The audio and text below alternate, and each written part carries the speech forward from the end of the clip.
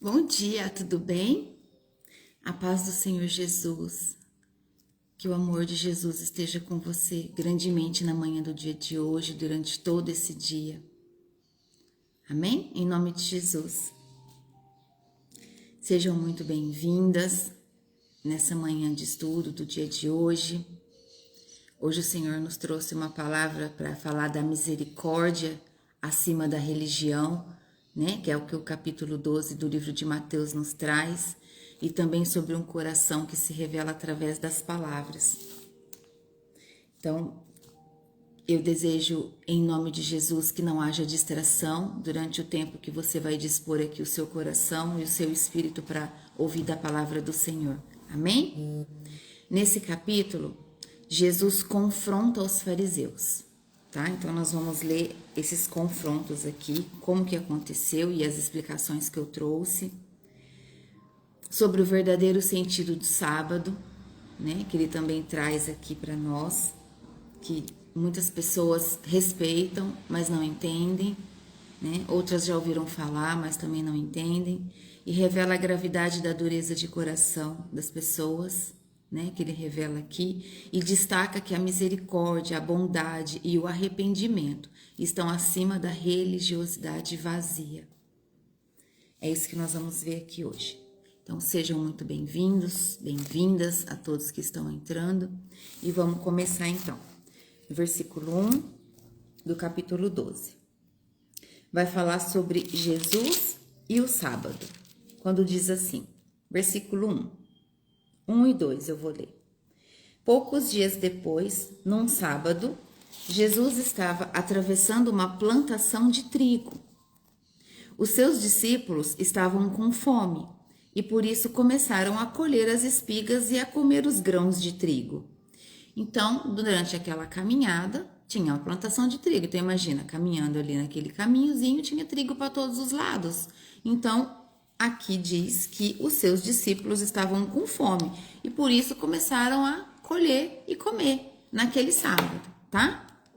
Quando alguns fariseus viram aquilo, disseram a Jesus: Veja, os seus discípulos estão fazendo uma coisa que a nossa lei proíbe fazer de sábado.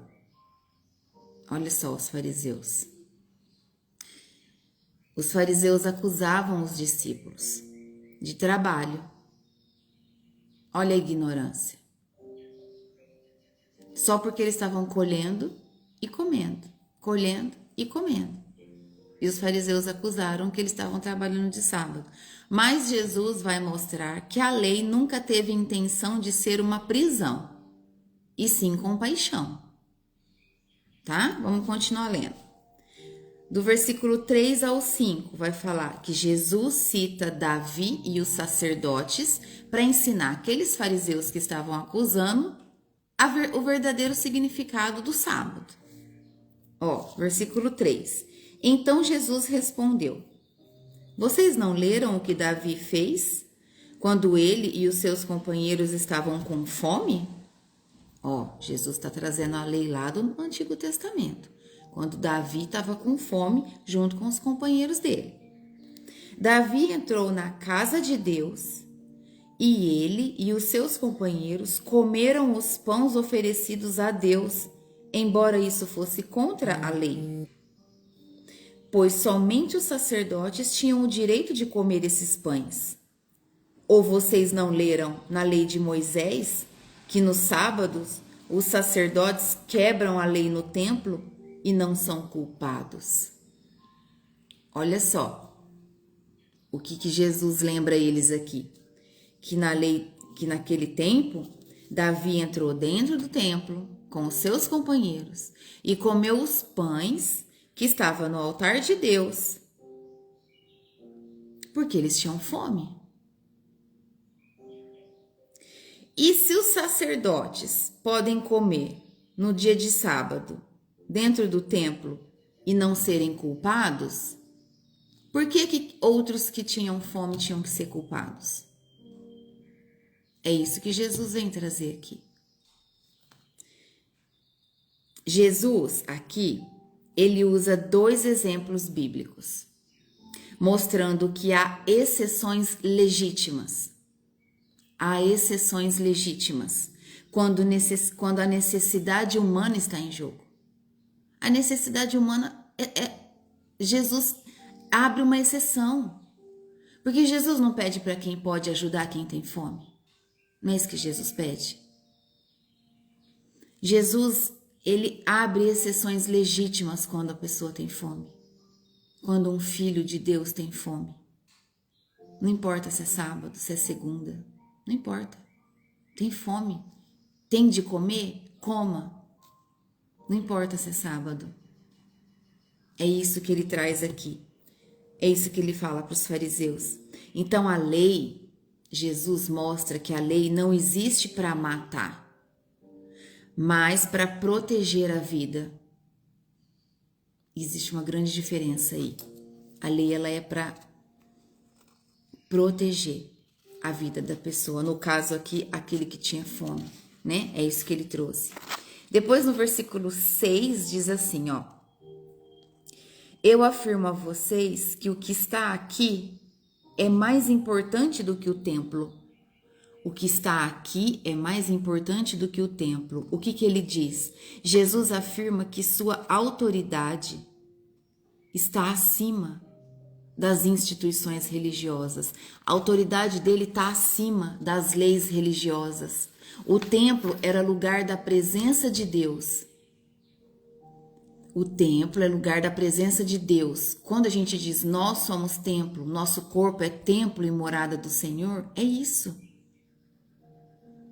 Aí quando ele diz assim, ó, presta atenção, eu afirmo a vocês que o que está aqui é mais importante do que o templo, ele está dizendo que mais importante do que o templo é ele. Ele é mais importante que o templo, Jesus. Porque ele é o próprio Filho de Deus. Entendeu? Olha só, no versículo 7, diz sobre o coração da lei, que é a misericórdia. Quando diz assim, ó. Se vocês soubessem o que as escrituras sagradas querem dizer quando afirmam, asterísticos, né, lá... Eu quero que as pessoas sejam bondosas e não que me ofereçam sacrifícios de animais. Vocês não condenariam os que não têm culpa.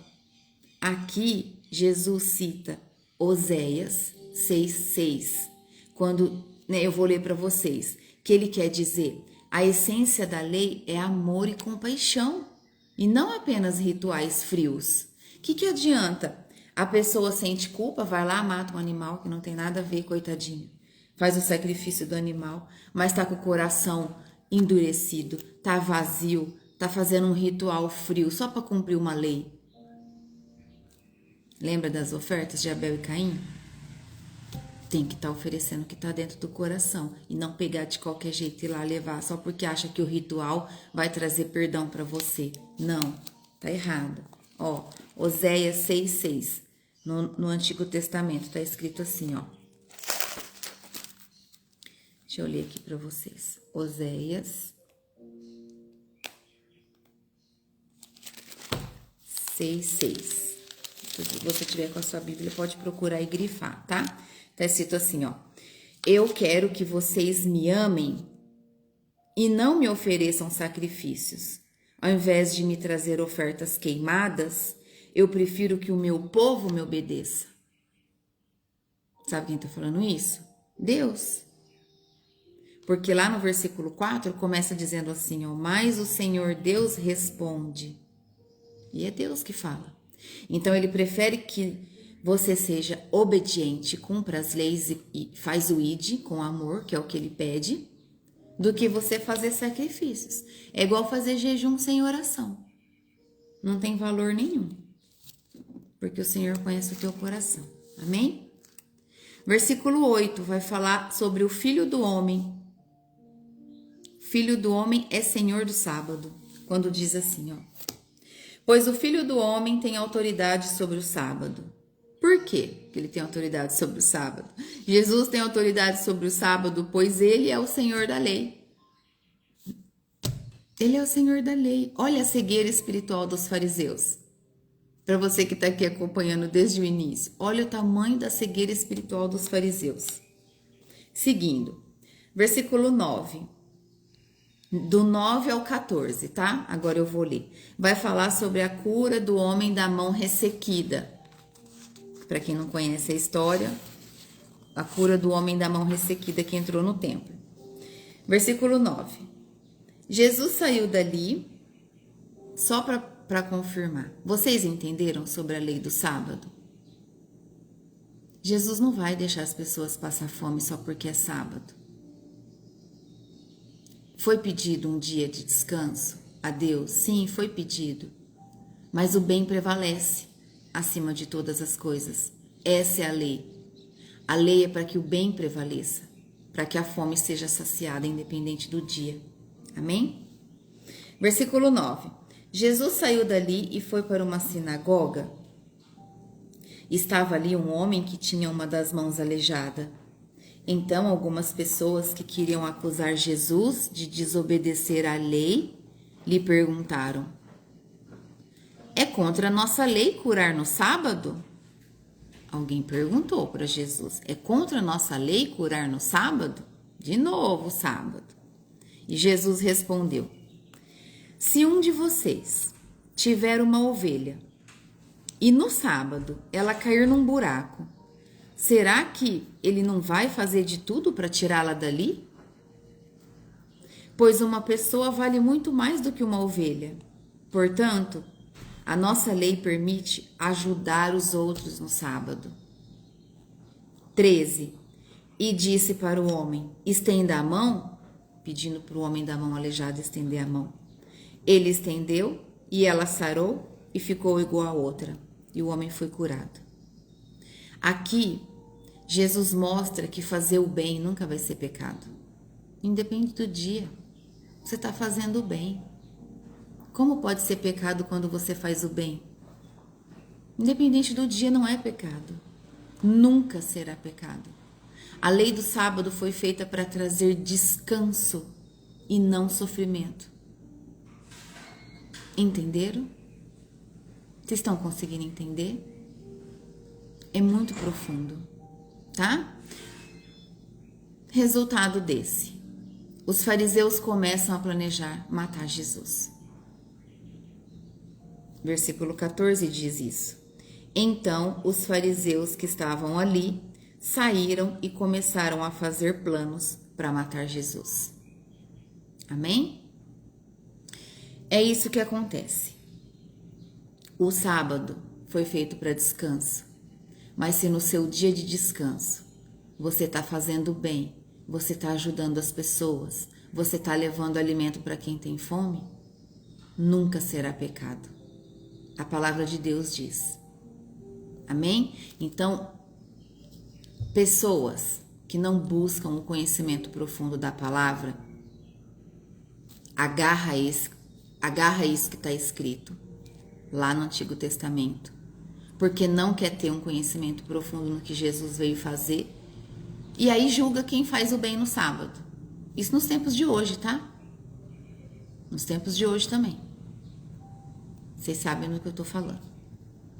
Vamos continuar. O versículo 15, agora do 15 ao 21, também vou ler direto porque é uma história toda, tá? É um contexto só. Quando vai trazer para nós sobre o servo escolhido de Deus, do 15 ao 21. E diz assim, ó: quando Jesus soube disso, foi embora dali, e muita gente o seguiu. Ele curou todos os que estavam doentes, e mandou que não contassem nada a ninguém a respeito dele. Isso aconteceu para se cumprir o que o profeta Isaías tinha dito. 18. Deus disse: aqui está o meu servo que escolhi. Esse 18, gente, é o que Isaías disse, tá? Só para vocês não se perderem. Ó, vou voltar. Isso aconteceu para se cumprir o que o profeta Isaías tinha dito. 2 pontos. Disse Deus: aqui está o meu servo que escolhi, aquele que amo e que dá muita alegria ao meu coração. Eu porei nele o meu espírito, e ele anunciará o meu julgamento a todos os povos. Não discutirá, nem gritará, nem fará discursos nas ruas, não esmagará o galho que está quebrado, nem apagará a luz que já está fraca. Ele agirá assim, até que a causa da justiça seja vitoriosa, e todos os povos vão pôr nele a sua esperança. Então aqui, Jesus não impõe nada pela força. O próprio Deus já tinha anunciado isso no Antigo Testamento, que Jesus não faria nada à força. Ele não quebraria nenhum galho que já estava quebrado. Ele não quebraria de novo. Ele não apagaria nenhuma luz que já estava fraca. Essa é a palavra de Deus dizendo. Então, ele não gritaria, não discutiria e nem faria discursos na rua. Aqui o próprio Deus traz para nós que Jesus não faria nada pela força. Ele levaria a palavra com amor a todo aquele que quisesse ouvir. Amém? Ele conquista o povo pelo amor e pela verdade.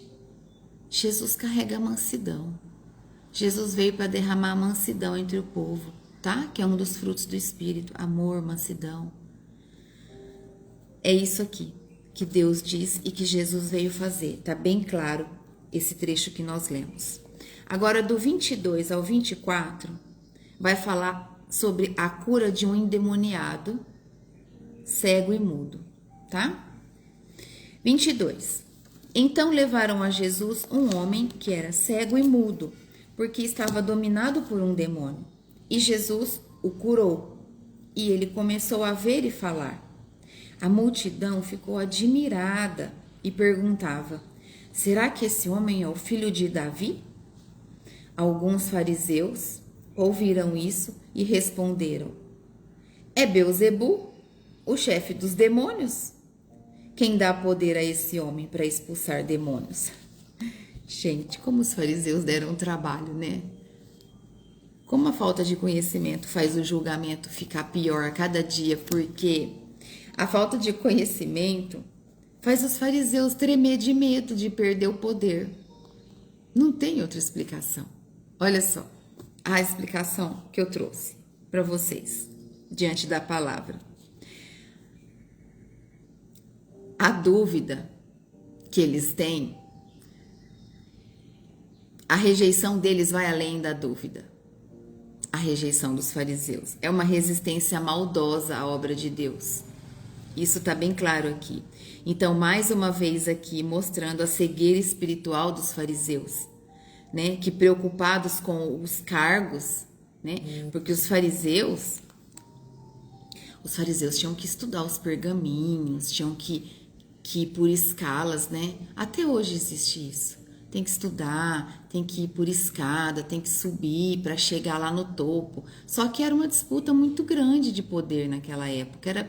Não que hoje não exista, mas naquela época a cegueira espiritual era muito grande, porque eles não tinham entendimento da vinda de Jesus. Eles tinham, mas não queriam ter. Eles sabiam que o Messias viria, mas eles não estavam aceitando tudo aquilo que estava acontecendo. Então eles preferiam falar que todos os feitos que Jesus estava fazendo é porque ele estava tendo ali influência de Satanás, de Beelzebu, que eles usam aqui. E não era isso que estava acontecendo. Então aqui a cegueira deles era tão grande porque eles estavam preocupados com o cargo que eles ocupavam e estavam com medo de perder. É essa a verdade, essa é a realidade. Então, preocupado com o cargo e o poder, eles não conseguiam discernir. Eles não conseguiam discernir que era o Messias que estava no meio deles. Por que eles não conseguiam discernir? Então, agora pega essa chave. Porque eles não tinham intimidade com Deus. Só tem discernimento quem tem intimidade com Deus. Eles conheciam da palavra. Eles liam o pergaminho dia e noite, sabiam de cor, de trás para frente, de frente certinho, mas não tinha a presença. Eles não tinham intimidade com Deus, por isso eles não sabiam discernir que era o próprio Deus que estava no meio deles, por meio de Jesus Cristo. E isso nós vemos muito hoje. Tem gente cheia da palavra, tem gente que sabe citar todos os versículos da Bíblia onde tá, no decor, mas tá vazio. Tá vazio da presença, não tem unção. Não carrega a unção do Senhor. E tem gente que tá cheio da unção, mas não sabe a palavra decorada e precisa olhar. E qual é o problema? Se você não sabe decorar onde tá as palavras, não tem problema nenhum. O importante é você ter intimidade com Deus, tá cheia da presença dele e viver em verdade.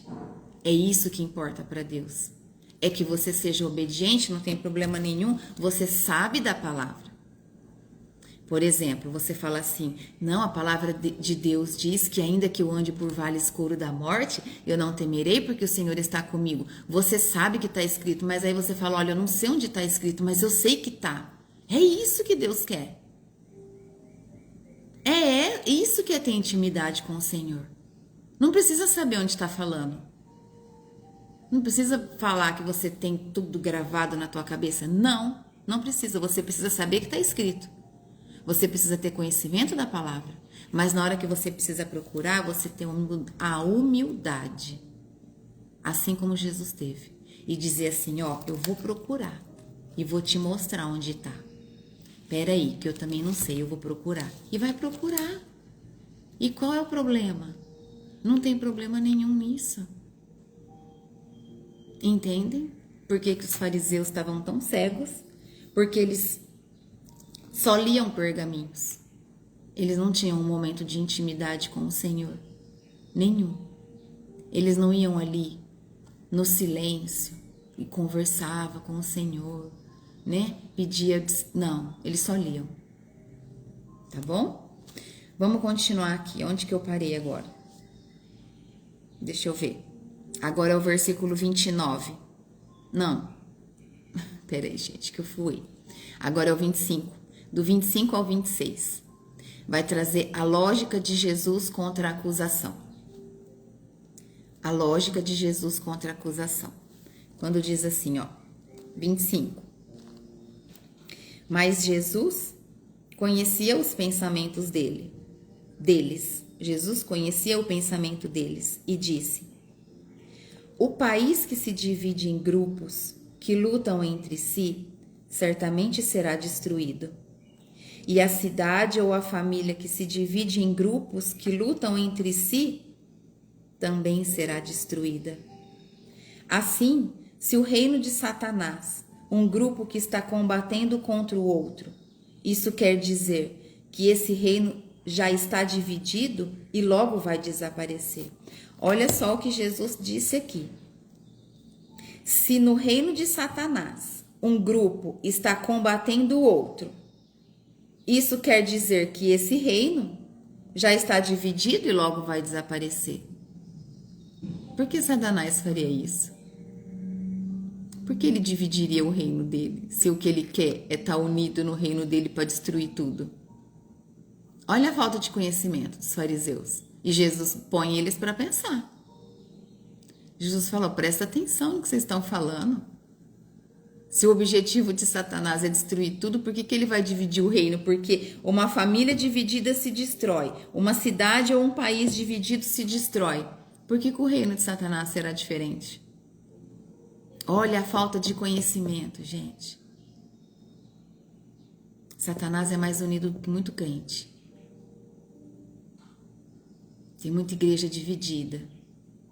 Irmão que não conversa com o irmão. Irmã que fala mal de outra irmã na igreja. Fica de mal, de picuinha. Satanás não é assim, não. Ele não é assim, não. Ele é unido.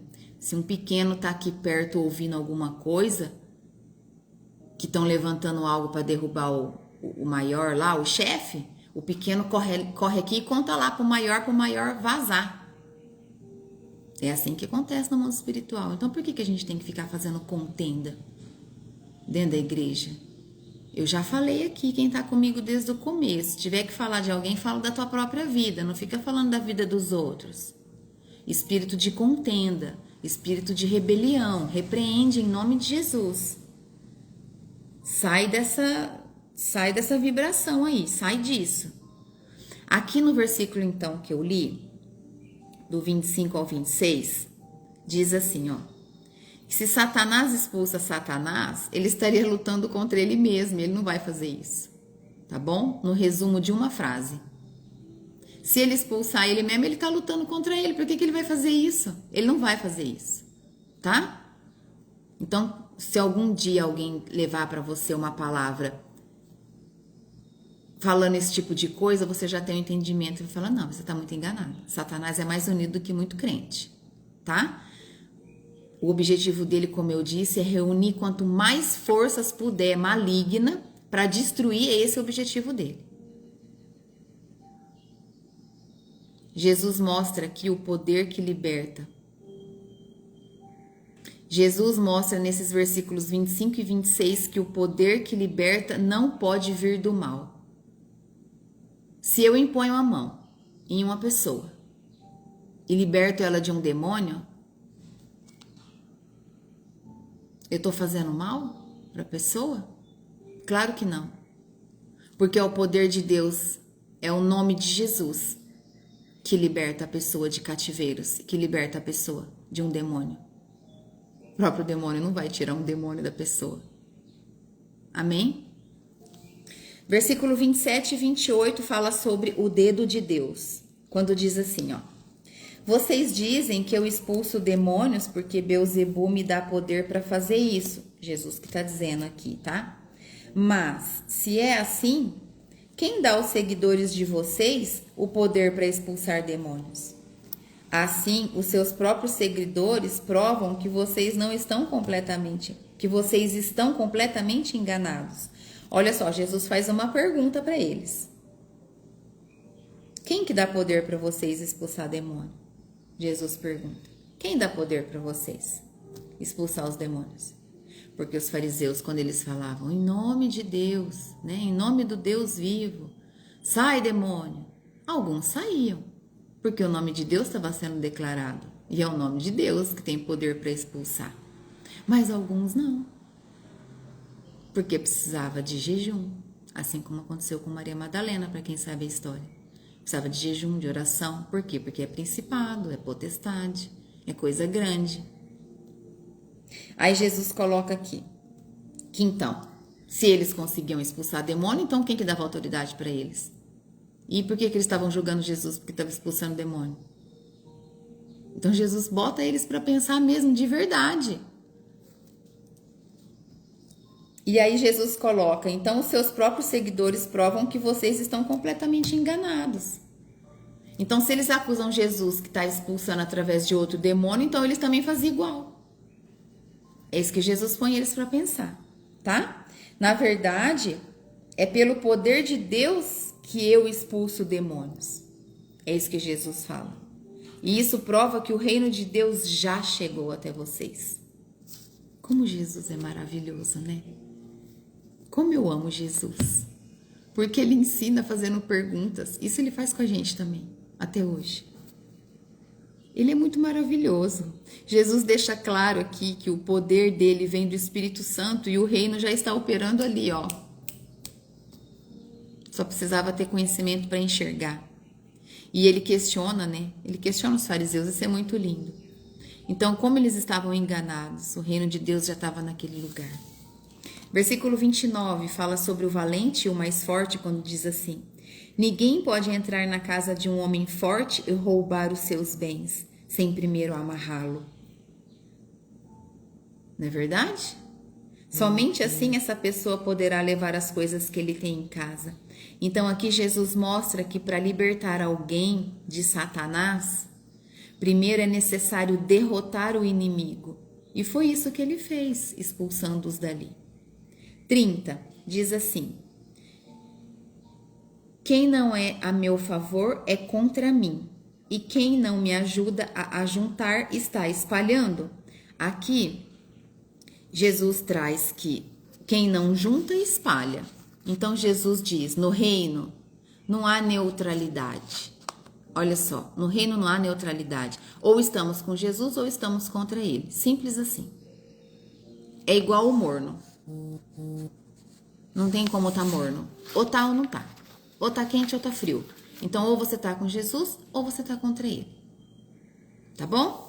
Versículo 31 e 32 fala sobre a blasfêmia contra o Espírito Santo. Meu Deus, como isso é grave.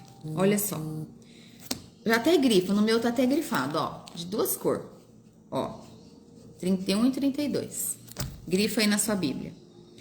Por isso eu afirmo a vocês que as pessoas serão perdoadas por qualquer pecado ou blasfêmia que disserem contra Deus. Olha, blasfêmia contra Deus é perdoado. Mas quem blasfemar contra o Espírito Santo não será perdoado. Se alguém disser alguma coisa contra o Filho do Homem, Jesus, será perdoado. Mas quem falar contra o Espírito Santo não será perdoado, nem agora e nem no futuro. É o que diz a palavra, está escrito. Se está escrito, é verdade. O Senhor não mente. A palavra de Deus não mente. Então aqui, olha só, essa blasfêmia, a blasfêmia contra o Espírito Santo é atribuir ao diabo a obra clara do Espírito Santo. É rejeitar o agir de Deus de forma consciente e deliberada. Isso é muito sério mesmo. Temos que ter cuidado com aquilo que os nossos olhos julgam. Temos que ter muito cuidado. Tem uma aula minha, dessas aulas que eu faço de terça-feira, reservada pela plataforma, é um grupo de estudo, porque é um grupo de estudo mais profundo, tá? Então, tem uma aula lá, que ficou gravada no YouTube, que fala tudo sobre blasfêmia contra o Espírito Santo. Tudo. Lá abre de uma forma bem aberta o que é blasfemar contra o Espírito Santo. Porque tem gente que está fazendo e não sabe o que é. Meu Deus, as pessoas têm que acordar. Meu Deus, as pessoas precisam abrir os olhos e enxergar isso. Escreve aí o nome da aula, que eu vou ensinar vocês a entrar lá para procurar. E vou mandar o link para quem quiser participar toda terça-feira à noite. Essa aula lá no YouTube tá escrito assim, ó, na capa. Dom da fé. A engrenagem do sobrenatural de Deus. Então tá escrito assim, ó, dom da fé, na capa lá do vídeo. Esse vídeo foi da semana passada. Assistam para vocês entenderem sobre a blasfêmia contra o Espírito Santo. Lá explica tudo que você precisa saber, porque às vezes você faz e não sabe. Misericórdia. Meu Deus, a gente tem que sair desse pecado. Na verdade, a gente não pode nem chegar perto. A gente tem que orar e se blindar contra isso em nome de Jesus. Ó, irmã Damiana, se eu não me engano, eu já mandei o link para você na mensagem do seu Instagram.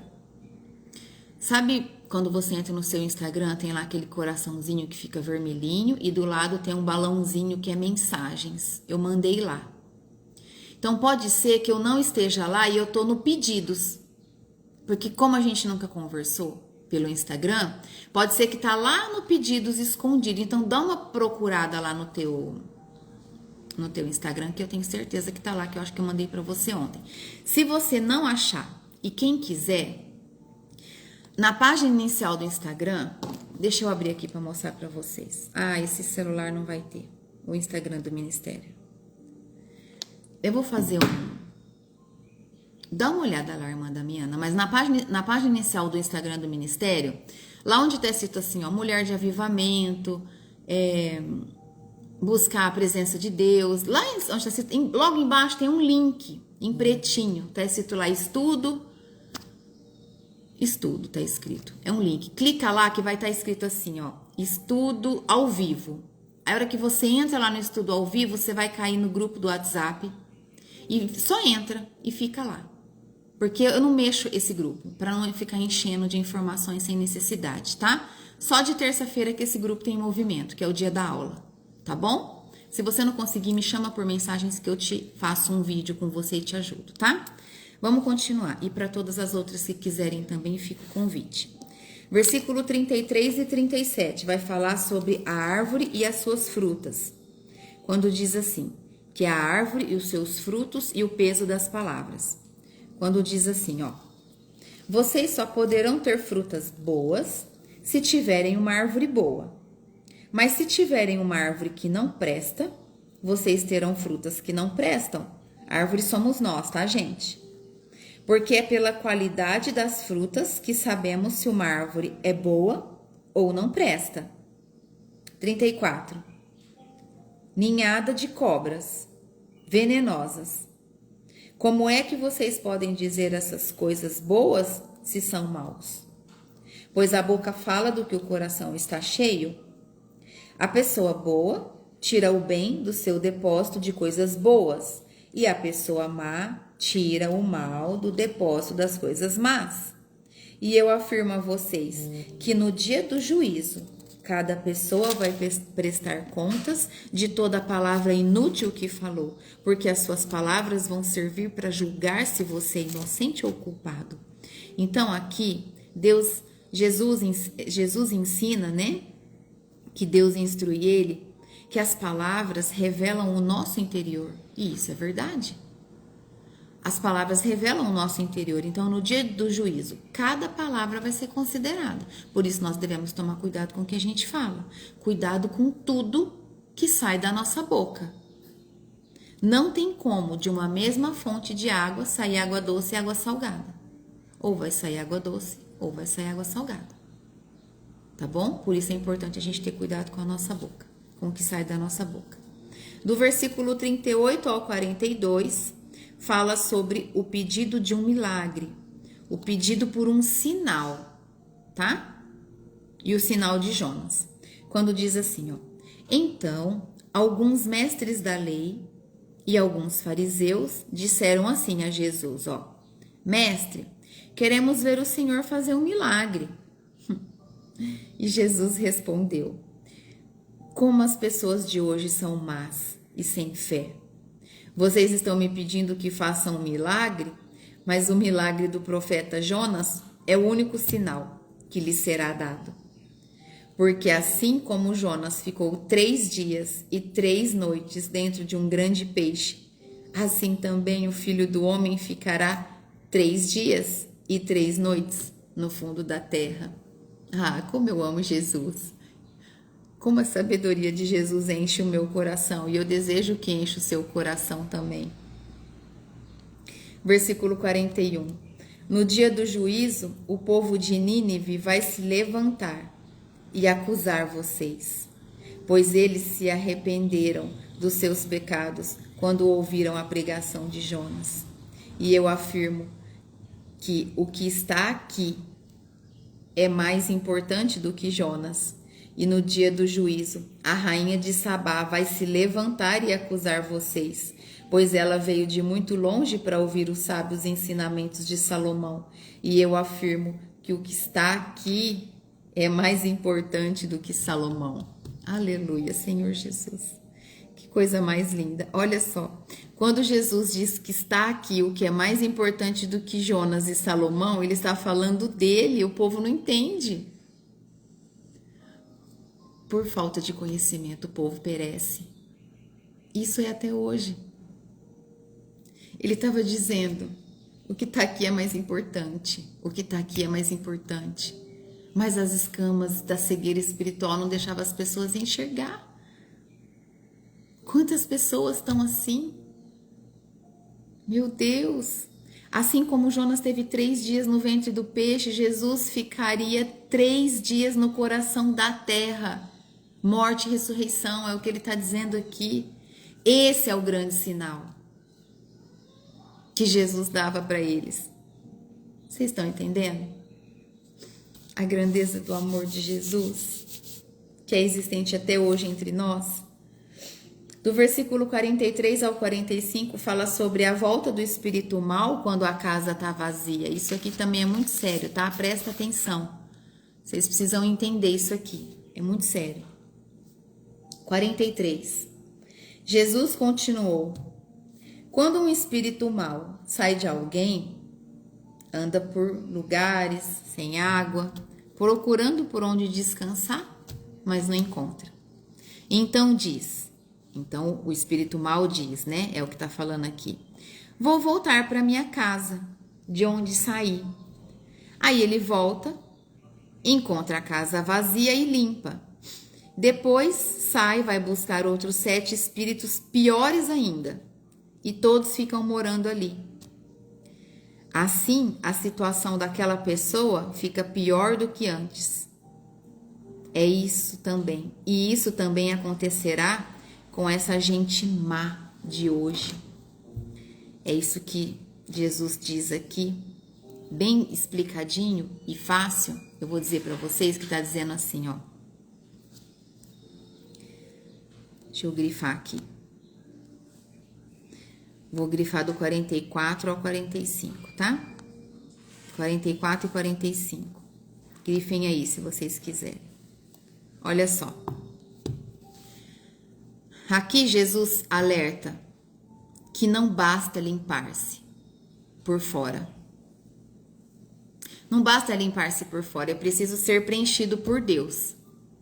Caso contrário, o vazio espiritual se torna espaço para o mal. Gente, para quem é libertador, que trabalha com libertação, sabe que não pode fazer isso sem orientar a pessoa liberta, né? Tem que orientar a pessoa liberta para procurar viver mais a presença de Deus, procurar a palavra, buscar estudo, né? Ir no culto, buscar a presença de Deus. Quem é libertador e vai fazer uma libertação, tem que orientar a pessoa que vai ser liberta, que ela precisa buscar a presença de Deus, que ela precisa estar em comunhão com o Espírito Santo, que ela precisa frequentar o culto na igreja, que ela precisa buscar entendimento da palavra, fazer um devocional, que é uma leitura todos os dias. Ela precisa se encher de Deus. Ela precisa se encher de Deus. Para quê? Porque quando o demônio sai, a casa fica vazia, certo? Aí a casa tá vazia. Tem que encher a casa, para ele não caber. Como é que enche? Da presença de Deus. Buscar Deus. Viver na obediência, viver no caminho certo, buscar a santidade, buscar conhecimento, ler a palavra, oração, jejum, tem que se encher. Porque quando você é liberto, você sai de cativeiros. Eu trabalho com libertação, eu tenho autoridade para falar do que eu estou falando. E eu sei do que eu estou falando. A pessoa tem que se encher. Então eu fico apavorada quando eu vejo em alguns cultos que a pessoa está ali pela primeira vez naquela igreja e aí acontece uma manifestação de demônio, e aí vai lá e liberta o demônio dela. E a pessoa vai embora. Não pode. Tá errado. Tem que chamar a pessoa depois. Falar, olha, você foi liberta. Você precisa agora buscar a palavra de Deus. Você precisa se encher do amor de Jesus. Você precisa desejar a presença de Jesus na sua vida, para que você agora mantenha-se em paz, para que você tenha uma vida na presença de Deus, para que você não tenha mais perturbações, né? A pessoa precisa ser orientada. Meu Deus, Jesus está trazendo isso aqui escrito. Isso é muito sério. Imagina a pessoa é liberta.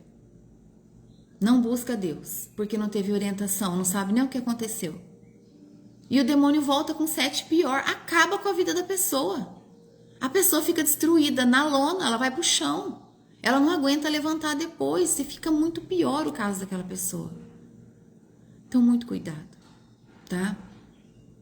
O certo, quando uma pessoa acontece, da pessoa se manifestar um demônio em um culto,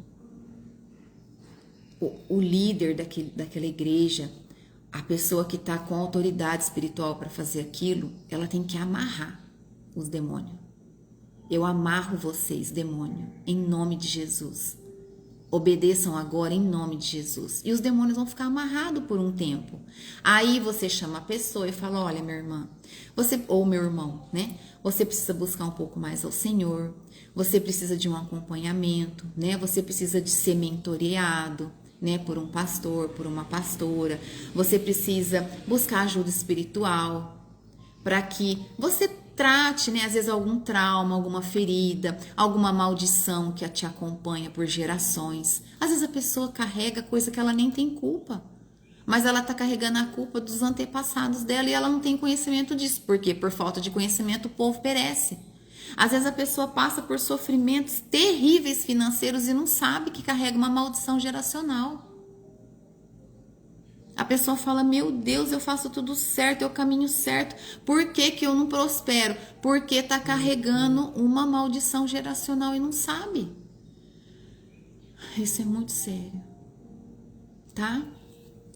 É muito sério. Vocês precisam buscar ajuda, tá bom? Eu cuido de pessoas. Tudo sem custo nenhum, gratuito. Dou mentoria, faço atendimento, oro junto, oriento. O que é preciso fazer em nome de Jesus que o Espírito Santo me mostra, eu faço. Não cobro nada. Só faço por amor a Jesus, é isso que ele me pede.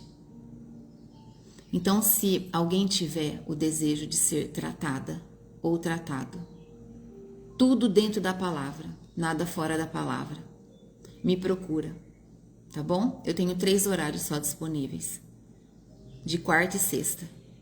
É só me chamar. Eu vou fazer um folder e vou colocar um link. Se alguém de vocês precisar, pode me chamar, tá bom? Em nome de Jesus, eu vou fazer o trabalho que Jesus pede para que faça, sem custo nenhum, que fique muito claro isso, eu não cobro nada por isso. Nós estamos aqui para servir, tá bom? Tudo que nós fazemos no secreto, o Senhor Deus vê. Então aqui, agora vamos terminar lendo o 46 até o 50, quando diz assim, ó. A mãe e os irmãos de Jesus, que é a família, né? Quem é a família de Jesus? Versículo 46.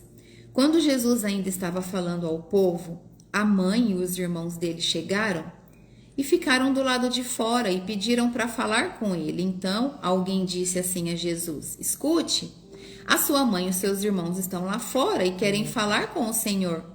E Jesus perguntou: quem é minha mãe? Quem são os meus irmãos? 49 diz assim: então apontou aos seus discípulos e disse: vejam, aqui estão a minha mãe e os meus irmãos. Pois quem faz a vontade do meu Pai, que está no céu, é meu irmão, minha irmã e minha mãe. Quem faz a vontade do meu Pai, que está no céu, é meu irmão, minha irmã e minha mãe. Aqui Jesus não desrespeita a sua família. Não, não é isso que ele está fazendo. Mas ele ensina que o mais importante é obedecer a Deus. Isso que define a verdadeira família espiritual. O mais importante é obedecer a Deus. É isso que define a família espiritual. E nós encerramos com esse grande ensinamento de hoje. Amém, Jesus. Glórias a Jesus, toda a honra e toda a glória dele. Que coisa mais linda que aconteceu aqui hoje, né? Quanta coisa nós aprendemos nesse capítulo de Mateus. Coisas variadas e extremamente forte e importante para nós. Nós aprendemos que a misericórdia e o amor estão acima da religiosidade fria, vazia, religiosidade sem sentido. O amor está acima disso, gente. Jesus tem autoridade sobre o sábado, sobre as doenças, sobre os demônios e até sobre o templo. Ele tem autoridade porque ele é filho de Deus. E todo aquele que trabalha em nome dele, com o mesmo amor que ele veio derramar, tem a mesma autoridade. Aquele que busca o conhecimento tem a mesma autoridade, que ama, que respeita. Nós vimos aqui que o verdadeiro problema não está em regras, não está nas regras, mas em corações duros que rejeitam a verdade, mesmo vendo milagres. Meu Deus, eles viam milagres, mesmo assim eles continuavam com o coração endurecido. Aprendemos aqui que as nossas palavras revelam quem nós somos de verdade. Então, que as nossas palavras sejam de responsabilidade e de muito amor. De muito amor. Que tudo aquilo que sai da nossa boca seja puro amor de Jesus e direcionamento. Sabe por que as nossas palavras têm... Sabe por que as nossas palavras demonstram quem nós somos? Porque antes da palavra sair da nossa boca, ela foi gerada no nosso coração. Antes da palavra sair da nossa boca, nós já sentimos no coração. Por isso que nós precisamos ter cuidado com o que sai da nossa boca. Nós precisamos ser de verdade. Nós vimos aqui que o maior sinal de Deus é a morte e ressurreição de Jesus, quando ele citou o sinal de Jonas, que foi a comparação de Jonas com o milagre de Jonas. Vimos aqui também que o vazio espiritual abre espaço para a destruição. O vazio espiritual é quando um demônio sai e você continua vazio, ele volta com 7 pior e acaba com você. Por isso você precisa se encher. E se alguém passou por isso, se você tem uma intimidade com essa pessoa, orienta ela a buscar a palavra de Deus, mas cuidado com o que você fala, porque nem todos estão preparados para ouvir o que tem que ser dito. A própria Bíblia diz, quem tem ouvido para ouvir, que ouça. Ou seja, quer ouvir, ouve. Nem todos estão preparados para ouvir. Como que se enche, gente? Jejum, oração, renúncias, leitura da palavra. E para finalizar, nós aprendemos que a verdadeira família de Cristo são os que fazem a vontade do Pai e vivem em obediência. Capítulo 12 de Mateus nos confronta com uma verdade poderosa. Não basta ter aparência religiosa, é preciso ter um coração rendido ao Senhor. Um coração rendido, para que o Senhor tenha misericórdia de nós. Os fariseus estavam tão preocupados em manter regras que não enxergavam o Deus vivo diante deles. Meu Deus, eles não enxergavam. Eles não tinham essa capacidade de enxergar Deus vivo entre eles. Então Jesus continua dizendo, misericórdia é o que eu quero e não sacrifício. Eu quero a tua obediência e não sacrifício. Eu quero que você esteja vivendo o amor que eu pedi para que você viva e que não para que você faça sacrifícios vazios. É isso que Jesus diz. Então, o seu coração hoje está cheio da presença de Deus ou está vazio? Faz essa reflexão sobre a sua vida. Suas palavras têm revelado um coração que conhece e ama o Senhor? O que as suas palavras estão revelando? Reflita sobre isso. Você faz parte da família de Jesus por obedecer a Deus, o nosso Pai? O convite é muito claro aqui. Abre espaço para que Jesus Cristo habite em seu coração e faça parte da sua vida de forma verdadeira e não apenas religiosa. É isso que Jesus pede. A religiosidade, gente, é uma prisão cheia de regras humanas. Regras humanas misturadas com as leis da Bíblia. É onde traz confusão para as pessoas, sabia? É onde as pessoas ficam confusas e é onde isso causa sofrimento religioso desnecessário. Essa confusão sempre vai trazer sofrimento, porque as pessoas vão se ver ali na obrigatoriedade de ficar cumprindo regras vazias, enquanto o espírito da pessoa está gritando para viver o amor de Jesus, está gritando para viver a verdade, mas não vive, porque está debaixo de uma religiosidade vazia. Muitas vezes as pessoas estão gritando pela presença de Deus, eu quero só a presença do Senhor, mas eu não estou tendo tempo porque eu tenho que cumprir isso, isso e isso. Misericórdia, Senhor Jesus, que as escamas dos olhos dessas pessoas caiam o quanto antes. Porque o amor de Jesus é muito leve.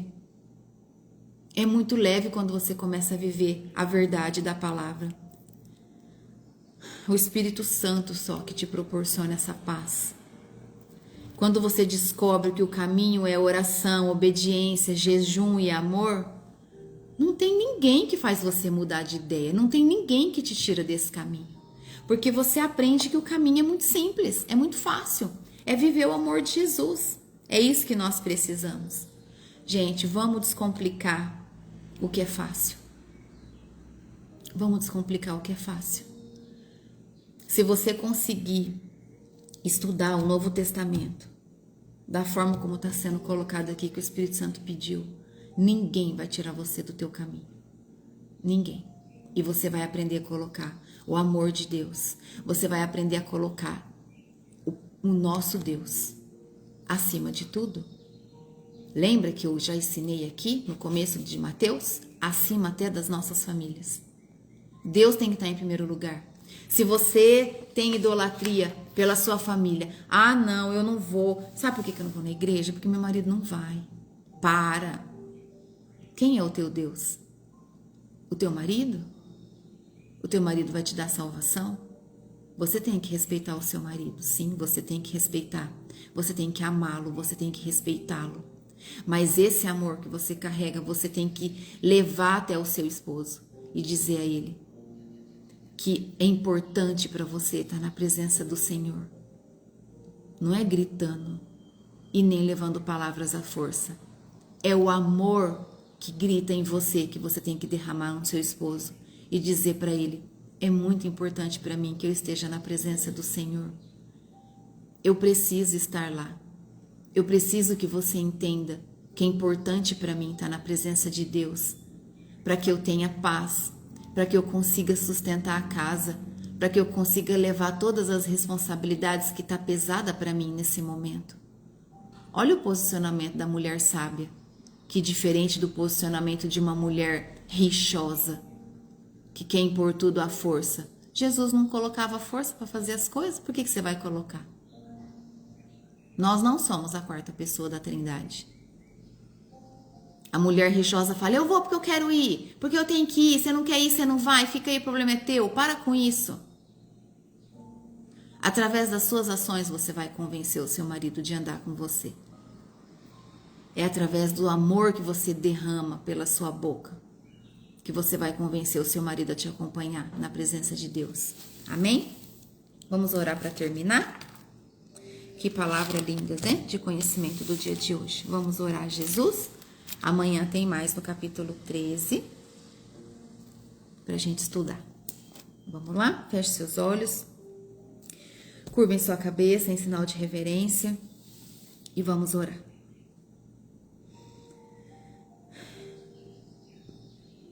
Querido Deus e Pai Todo-Poderoso, na autoridade do nome santo de Jesus Cristo, eu me coloco na presença do Senhor e entro nas cortes celestiais agora.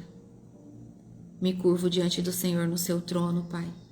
Consagro ao Senhor essa live de estudo, palavra gloriosa que o Senhor derramou sobre a vida de cada uma de nós aqui nesse dia, Pai. Eu apresento ao Senhor cada uma das suas filhas e filhos que estão aqui, Senhor, disponíveis mais um dia, te buscando o conhecimento da palavra que Jesus veio trazer, abrindo os nossos olhos diante das leis que Moisés trouxe, Senhor, das leis do Antigo Testamento, das Escrituras Sagradas. Obrigada, Pai, por todo o entendimento. Obrigada, meu Deus, em nome de Jesus nós te agradecemos porque o Senhor é o nosso Deus soberano. O Senhor é poderoso, o Senhor é o Deus provedor, que nunca nos deixa faltar nada. Obrigada porque o Senhor supre todas as nossas necessidades. E tudo que o Senhor tem trazido para nós aqui, através da palavra do Senhor, tem nos trazido um preenchimento profundo do nosso espírito. O nosso espírito está se enchendo na Tua presença, Senhor. Ó Deus, em nome de Jesus, nós pedimos, levanta-nos, Senhor, como mulheres de Deus, mulheres de avivamento. Levanta aqui, Pai, também homens de Deus, que derrame a sua palavra por onde passar. Senhor, que o teu avivamento seja poderoso na vida de cada uma de nós. Proteja, Senhor, a nossa vida nesse dia de hoje. Capacita-nos hoje mais do que no dia de ontem. Que a nossa face reflita a sua luz, Senhor, em todos os ambientes por onde entrarmos. É isso que eu peço ao Senhor nessa manhã do dia de hoje. E é isso que eu te agradeço, Pai, porque cremos na Tua palavra acima de tudo. Em nome de Jesus. Amém. Obrigado, Jesus. Amém? Obrigada.